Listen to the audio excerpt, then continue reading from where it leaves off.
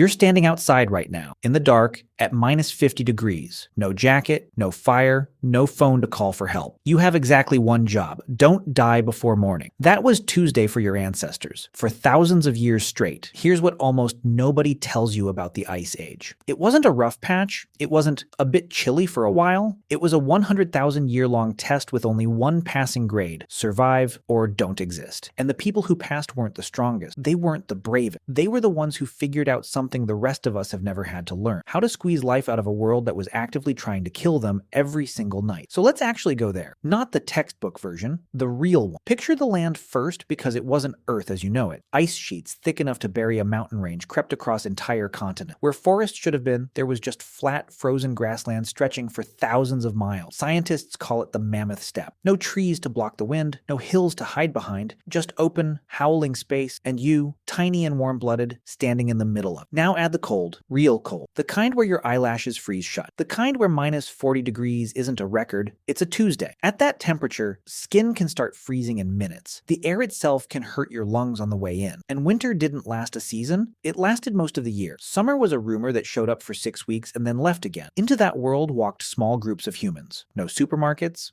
no thermostats, just fur, fire, and each other. And the first thing that world took from them wasn't warmth, it was food. Here's the math nobody thinks about. Your body burns calories just to stay warm, even lying still. In brutal cold, that number can shoot past 4,000 or 5,000 calories a day, more than double what most of us eat now. Add hunting, walking through snow, hauling firewood, and that number climbs even higher. So every single day was a countdown. Eat enough or start dying slowly. There was no grocery store backup plan, no delivery app. If the animals didn't show up, nothing. This is where it gets strange, in a way you were probably never taught in school. Archaeologists digging through old campsites kept finding animal bones, smashed to pieces over and over in patterns way too specific to be an accident. At first that looked like leftover trash. It wasn't. They were cracking bones open for the marrow, the fat hidden deep inside. Because here's the twist. Meat alone can actually kill you. Seriously. Explorers who tried surviving on lean meat alone in freezing climates developed something they grimly nicknamed rabbit starvation. Stuffed full of protein and still slowly starving because the body needs fat to actually burn for fuel. Ice Age humans didn't have a nutrition class. They learned this the hard way, generation after generation, through people who didn't make it. So when they killed something big, nothing was wasted. Ribs cracked, skulls cracked. Even the brain got eaten because fat was survival currency and currency doesn't get left on the table. And once food ran out completely, in the very worst winters, the evidence gets darker. At several Ice Age sites, researchers have found human bones showing the exact same treatment as the animal bones nearby. Cut marks, cracked open, cooked. Most documentaries skip right past this part because it's uncomfortable. But walk through the scenario honestly for a second. 6 months of darkness, no food left, children going to sleep hungry every night with no end in sight. Then, someone in the group dies anyway. What happens next stops being a moral question. It becomes a math problem. And in the worst years, not every year, not most groups, but sometimes, the answer to that math problem was unthinkable by today's standard, and apparently necessary by theirs. But that wasn't even the strangest survival trick on the table. Not close. When a blizzard hit fast with no time to build shelter, some hunting parties may have done something that sounds almost impossible. They cut open a freshly killed animal, something huge, like a mammoth or a woolly rhino, and crawled inside. A body that size holds heat for hours. The hide blocks wind almost completely. In a storm that could kill a person in under an hour, a 2-ton carcass becomes a furnace someone else already paid for with its life. It's horrifying to picture. It also might have saved entire families. And here's the twist that should genuinely mess with your head. The same people doing this, eating marrow, occasionally forced into cannibalism, sleeping inside animal corpses, were also quietly inventing some of the most advanced survival technology on Earth. Archaeologists have pulled bone needles out of the ground that are tens of thousands of years old. Not crude tools, precise ones. Precise enough to stitch multiple layers of fur into fitted clothing instead of just wrapping a hide around your shoulders and hoping for the best. And that difference actually matters more than it sounds like it should. A draped skin still lets wind sneak underneath. Fitted, stitched clothing traps warm air right against your skin. The exact same principle your winter coat uses today. The gap between wrapped in fur and properly stitched fur, could be the gap between waking up and not waking up. They built insulated boots. Some groups rubbed animal fat straight onto their skin as an early layer of insulation. Not so different from the grease modern cold water swimmers still use. These weren't primitive people fumbling through survival. They were engineered, just working with bone needles instead of laptops. And making one set of that clothing wasn't quick. Scraping a hide clean, softening it, cutting it, stitching it with sinew thread, that could take days of skilled labor, often split across the whole group. Kids old enough to learn the craft, elders who could no longer hunt but could still sew. Surviving winter wasn't just about brute strength in the moment, it was an entire economy of skill, quietly running in the background because one torn boot in the wrong storm could be fatal. None of this mattered without solving one more brutal problem. How do you kill an animal 6 times heavier than a car using a sharpened stick? Hunting a mammoth wasn't quick or clean. It was closer to a siege. These animals were built, thick hide, layers of fat, to survive the exact cold that was trying to kill the humans hunting them. So instead of a straight fight, groups worked the terrain. Push an animal toward a frozen river edge that might crack, toward a narrow gully where its size became a liability instead of a strength. This took real coordination, often almost silent, using hand signals instead of shouting, because sound could spook the whole herd. One mistake, one spear thrown too early, and the group went hungry for days. One wrong step near an enraged, wounded animal that size, and a hunter didn't come home. Some groups even developed spear-throwing tools, an early lever system that added serious force and distance without adding any extra muscle. Small invention, massive shift. The moment technology, not just strength, started tipping the fight in humanity's favor, which is exactly why fire became more valuable than almost anything else they owned. Fire wasn't just warmth, it was the only real wall between a sleeping group and a predator in total darkness. Losing your fire in the dead of winter wasn't inconvenient. It could threaten your entire family's odds overnight. So groups carried burning embers with them constantly, guarding them from wind and rain like they were carrying gold. Some sites show fires kept alive for weeks straight, tended in careful shifts, day and night, because in some conditions, starting a new one from scratch could take hours you simply didn't have in the middle of a storm. And when something becomes that valuable, people eventually fight over it. Some of the earliest evidence of organized violence between human groups wasn't about land or power the way later wars were. It was about fire, food, and shelter, the raw ingredients of not dying. Archaeologists have found sites with crushed skulls, embedded spear points, whole groups seemingly wiped out at once. When the environment stops giving everyone enough, cooperation quietly turns into competition, and competition eventually turns violent. This same brutal pressure might explain one of the biggest mysteries in human history: what actually happened to the Neanderthals? For a long time, the story was simple. Modern humans were smarter, so Neanderthals lost. Case closed. But the timeline tells a messier story. As winters got more extreme, Neanderthal numbers collapsed, right alongside rising competition for shrinking resources. Some researchers think direct conflict with modern humans played a role too. But here's what actually should stop you. Their disappearance isn't the real mystery. How they survived as long as they did is. Neanderthals lived through some of the harshest climate swings on the planet for hundreds of thousands of years, longer than modern humans have even existed as a species. That takes serious intelligence, planning, and cooperation. Archaeologists have found Neanderthal skeletons with old, fully healed broken bones, injuries so severe the person couldn't have hunted or walked for months. Someone carried them, someone fed them, someone kept them alive, in a world where every extra mouth put the whole group at risk. One especially striking skeleton shows a shattered arm, damaged ribs, and partial blindness in one, and the person lived for years after. That's not sentiment. That's a species making a deliberate, costly choice, over and over, that we spent decades assuming they were too primitive to make. And it goes further. Some Neanderthal groups appear to have deliberately buried their dead, bodies arranged carefully, sometimes with objects placed beside them. Nobody knows exactly what it meant to them, but it tells you something huge. This wasn't a species that tossed aside its dead the second they stopped being useful. Now, flip to what might be modern humans' real secret weapon. Not muscle, not fire. Connection. Archaeologists tracing ancient trade routes have found tools and materials carried hundreds of miles from where they were made, ending up in the hands of groups who'd never even seen that source themselves. That means these people weren't isolated pockets surviving alone. They were talking to each other, trading, sharing information about where the herds were, where shelter was safe, where the danger was. And during the worst stretches of the Ice Age, that network might have decided who lived and who quietly vanished. Isolated groups tended to disappear. Connected ones adapt. Every trade route was a bet that trust would pay off more than isolation. And across thousands of years, the groups who kept making that bet kept existing. Surviving the Ice Age wasn't only physical either. It tested the mind just as hard. 6 straight months of dark. No guarantee your kids would live to see the ice break. That's a level of psychological weight almost impossible to picture from a heated apartment. So humans built something that looks, on the surface, like entertainment, but was actually survival equipment. Story. Anthropologists studying oral traditions believe storytelling didn't start as fun.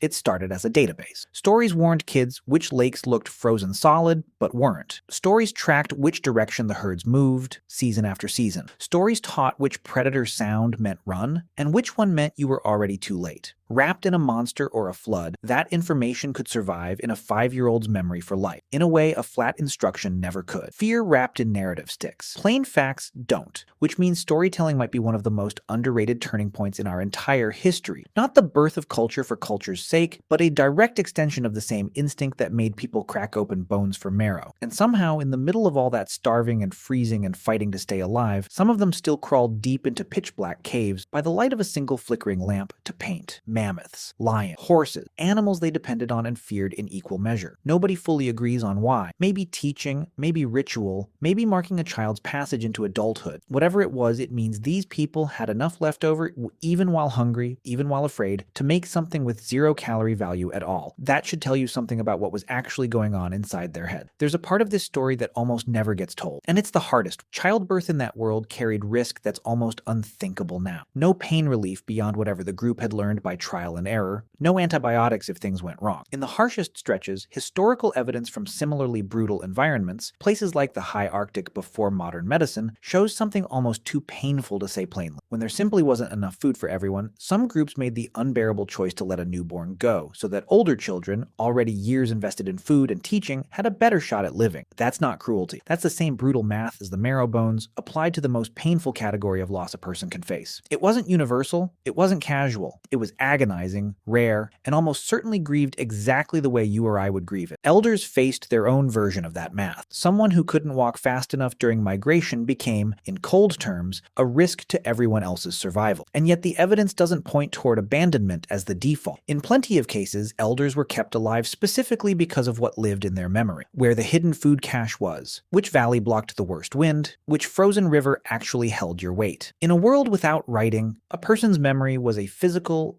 irreplaceable resource, sometimes worth more than one extra set of hunting hands, which might be exactly why some of the oldest known burials show elderly people treated with real care, buried with tools, ornaments, things that took real effort to make. Now here's the part that should genuinely follow you out of this video. Some researchers believe your brain still carries pieces of that frozen world, right now, today. Studies on human physiology have found that firelight can measurably calm your nervous system, while darkness and isolation raise your stress hormone. That mild unease you feel walking alone at night, even on a perfectly safe street, that instinct to gather with people during uncertain times instead of facing them alone, that specific comfort of a candle or a fireplace on a cold night, none of that is random. It's a survival response, built and reinforced over tens of thousands of years in a world where the wrong decision after dark meant you simply didn't wake up. Your body may still remember the Ice Age, even though your conscious mind never lived through a single day of it, because for thousands of years, that frozen world quietly shaped almost everything about being human. The fear, the caution, the occasional violence, the surprising, costly compassion, the bone needles and the fitted boots, the stories told to keep a child alive. All of it came from the exact same place, a species pushed right up to the edge of what a person can endure, and somehow, again and again, finding a way to endure it anyway. So when people ask what the real story of ancient history actually is, it isn't king. It isn't empire. It's a group of freezing, starving people huddled around firelight while a storm tries to erase them from existence, quietly deciding, night after night, generation after generation, that they were not going to be the ones who disappeared. Every meal you eat without a second thought, every full night's sleep without fear, every walk outside after dark without scanning the tree line, all of that exists because thousands of generations before you refused to give up, even when giving up would have been so much easier. None of it was guaranteed. One bad winter, one failed hunt, one storm at exactly the wrong moment could have ended the whole chain. It didn't. And the reason it didn't has your name written somewhere at the very end of it.